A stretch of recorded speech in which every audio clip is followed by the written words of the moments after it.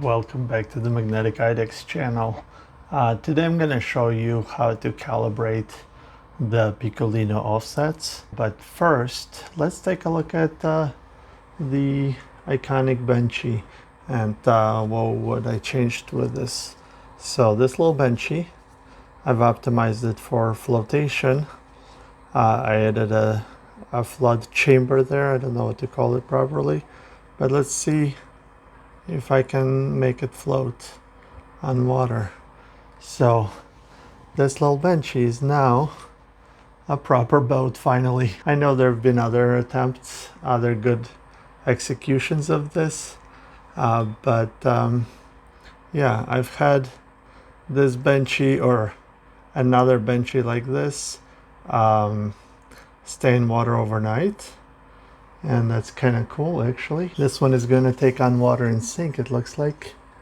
So it's a very, very finely balanced. It's a very light Benchy. Take a look at this color scheme. This is a dual color filament. And it's just really nice that they are finally floating. So yeah, I think it's kind of cool. Another one. Now the interesting thing is with these little Benchies is that you can actually, here's the blue one, you can actually glaze it with CA glue or any other kind of filler and make it float. Right now, yes, I'm a little kid playing in a bathtub. Anyways, let's enough of this nonsense. Let's switch over to calibration. I modified the config to get a tool head misalignment of about 0.4 millimeters. So this is my T0 printing a corrugated box, not a box, a corrugated shape. It's a box without a floor. So let's zoom in and just take a look how it's printing that. Is it able to show you well enough what it looks like here? So we're printing this corrugation. That's all it is. No top or bottoms, just 3 walls. And I'm going to let it run through.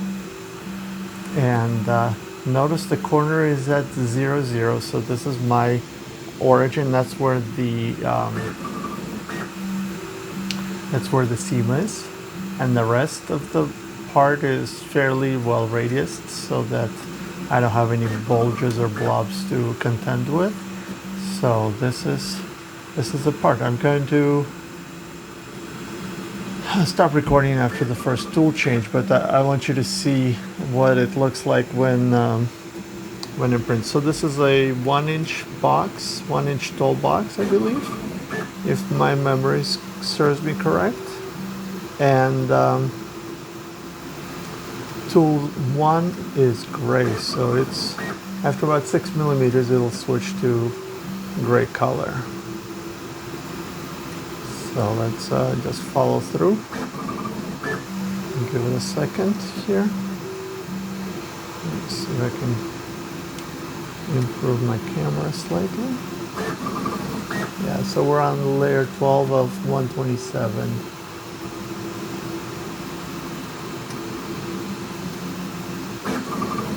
I really like the corrugation. It prints so nicely. So this gives me the ability to print a light, rigid structure that's easy to measure. So we'll go through the measuring as well.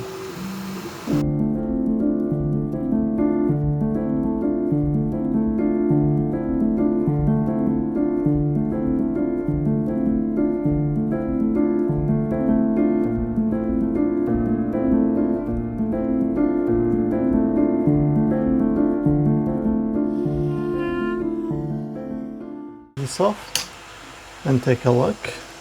So you can see the offsets are pretty atrocious. Looks like my PA is not good here, but you get the idea. So this is what we have to fix. Now keep in mind which is the first layer, which is the top layer, so that we can measure. Okay, now that our part is done, I'm going to try to record this or measure it in such a way that you can see it. So the calipers are kind of cool because I got a Bluetooth connection here. So then my data entry becomes super simple. So what I do is I measure my T0, which is orange, and all I have to do is just make sure I don't capture any of the gray here and I don't crush this. So light pressure, just barely touch and click. So that's one number. Then let's get the second band. Try not to squeeze too much. Click, record. Now we're going to do the same thing with gray. Click and click. So we got that, and for that I do need to manually move to the next field. The next measurement is the sum. You can, depending on how good your first layer is, you don't want to go all the way, but you are capturing x-axis across all of these. So I think we're going to take an average of all our widths, and then we're going to subtract it from the sum of all of these. So that's how we're going to be able to place that exactly. And then again, this is our corner. So this is X, this is Y. So I'm going to rotate it like this. Move the cursor in the correct location. Record the orange band, like so. Click. Record the second orange band. Click. And then record the gray band. Click. And the second gray band. Click. And then move the cursor and then measure the sum of all of these, or the combined width, and we're done with calibration. So if I look at the spreadsheet, oh, and I have to enter my original calibration, my original T1 offsets. My original offsets were minus 15.0 and 0. So this is what I started out with, and the new offsets are 1464 and negative 0.297. So this is what I moved to the config file. And let's jump over to the machine config right here, and really quickly, so I can either copy and paste this.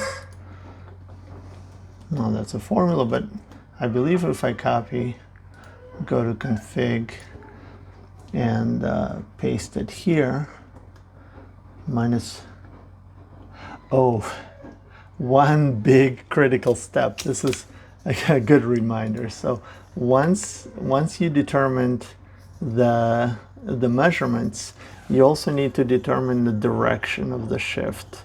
So I'm gonna do this really quickly. You feel the T1 needs to move left. So let's change that.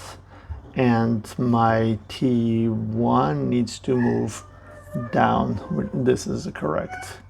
So closer to 0, or move forward. And so these are the correct calibrations. And let's, I'm glad this was my previous value that worked well. And when I saw negative 14, that was absolutely wrong right away. So this is negative 15.358. I had a good value of negative 15.4. So it's a little bit smaller this time, but we'll give it a test. And this is negative 297.297, where before a working number that I had was negative 0.397. So we'll see. We'll see if this is better or not. So once I have this saved, save and restart, and we'll rerun that exact same G code.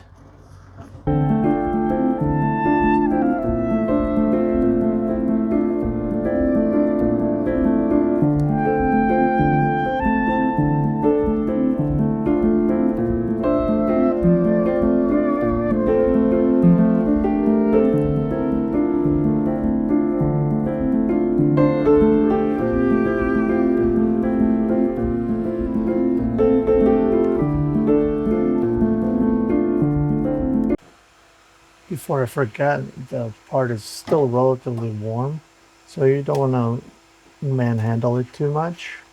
Be very careful. Interesting how the gray has a very different pressure advance value, or it needs a very different pressure advance value. I got a little debris here. Overall, I can feel this side that there is some differences, but it's very little. This one, if you blindfold me, I couldn't tell the color changes. This is ever so slightly. This, if you blindfold me, I can't tell. So really nice alignment. Let's just do a really quick spot check with the calipers. The nominal value on these is 81.4 millimeters. So I don't know what genius chose that value. So 31.41, 43. So I'm going down the bands, and if I measure the sum, 81.46. If I measure sum, 81.43. So again, this is my corner, so I don't want to measure across that. I'll measure here, 31.37, 36, 31.46, maybe.